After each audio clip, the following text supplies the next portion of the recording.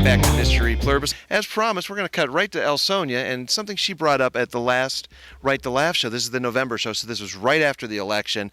And she just said, that's it. I'm unhinged. This is the real me, politically incorrect. I'm going to do it. And what inspired you to go that direction? And how did it feel? Well, I have to say, I was upset because of the election. Okay? We lost. I was mad. I had an attitude. But I'm also... Well, you didn't riot in the streets. Thank you for that. Do that, but because I'm also new to comedy, I also want to see how far I can stretch, how far I can cross over the line, especially being a woman and knowing you're that woman crap. I'm such a dainty little. But I want to know, that I have a specific audience and I don't want to offend them, but my humor is sometimes very offensive, so I want to be able to see how far I can go with it.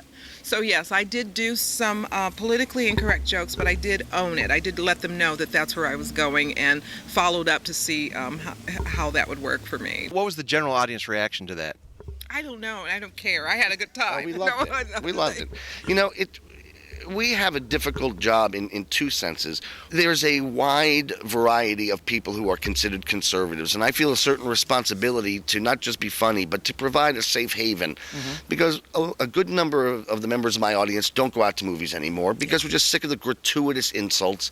We're sick of the gratuitous vulgarities. We're sick of the gratuitous sexualities. We just want to have a good story well told. So I feel a responsibility to provide a safe haven, especially for those who might be more careful in their, might be more Christian, might be more really be offended by vulgarities. They have a certain right also to be protected. If I'm promising them conservative comedy, on the other hand, it's a nightclub. On the other hand, we're talking politics. So to walk that line, to find that line, it's particularly difficult, if I may, for Sonja, because I kind of plucked her out of, I've known her for years, known her to be a great writer, to be a great speaker, to be all these things, but never before a stand-up comedian.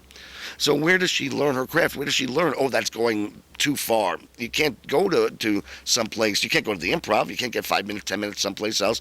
So every time she's on stage, it's an experiment of how far can she push. Is this joke funny? And I think she's done a great job. There are some, I do have some limits, but that's probably the only one. And it's very tricky, too, being black and making fun of Obama. Oh, tell me about it. You know what I'm talking about here? We are a little more tan these days.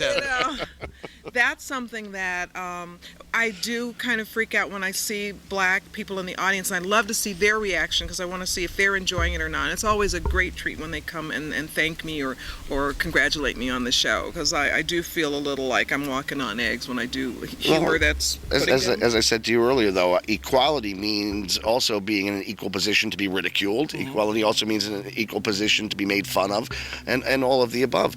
It is a difficult position, though, because so much has been invested, and rightly so. I'm very proud of my nation for electing a black man.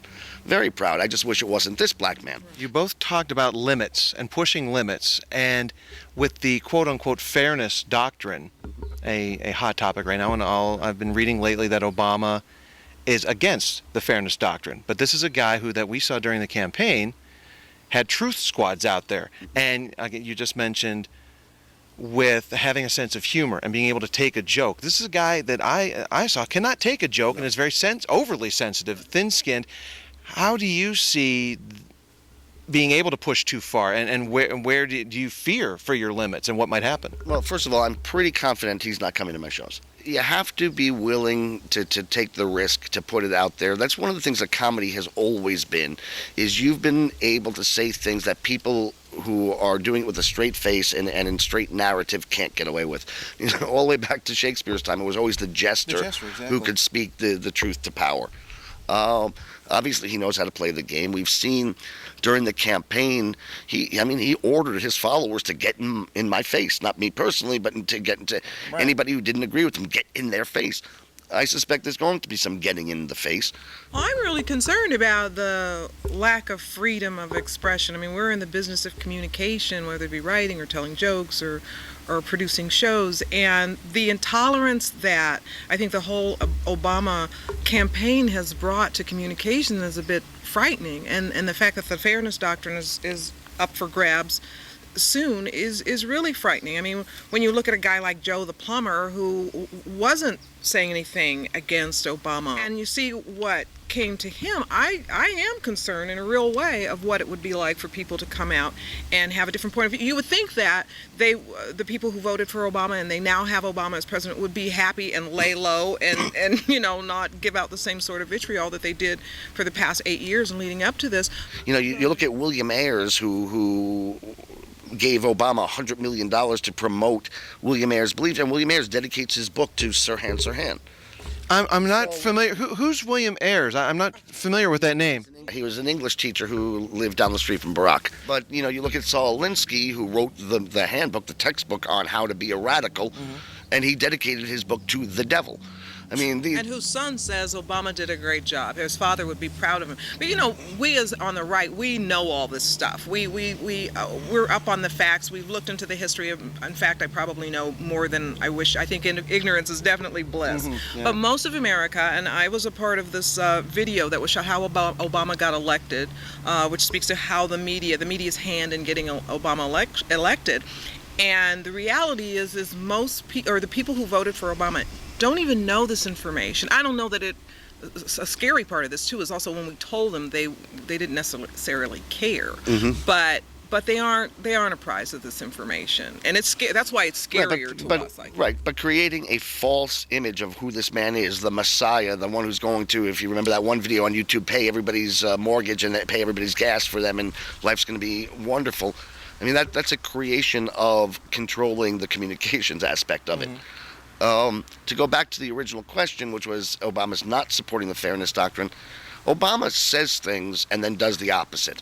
And because of the help he gets from the media and the stupidity of the people who vote for him, and they're not incapable of thinking, they literally consider thought to be a hate crime. Yeah. And so they reject thought. When he says, I'm against the Fairness Doctrine, well, it's not up to him. It's up to the Congress to put it forward. So he can say, well, I was against it. Meanwhile, you're going to have a perhaps supermajority in the Congress that's going to be able to put this through, and Obama can play both sides of it. Get the Fairness Doctrine, which stifles free speech. It's Orwellian in name, while still pretending to be something he's not. I can't wait for the next 4 years, or 2 years, or however many years we've got until there's another Republican majority. 2 years, that's right, 2 years. We got power of positive thinking. And we're going to take another quick break here on Mr.EPluribus. We'll be back to wrap up our segment with Sonja Schmidt and Evan Sayet.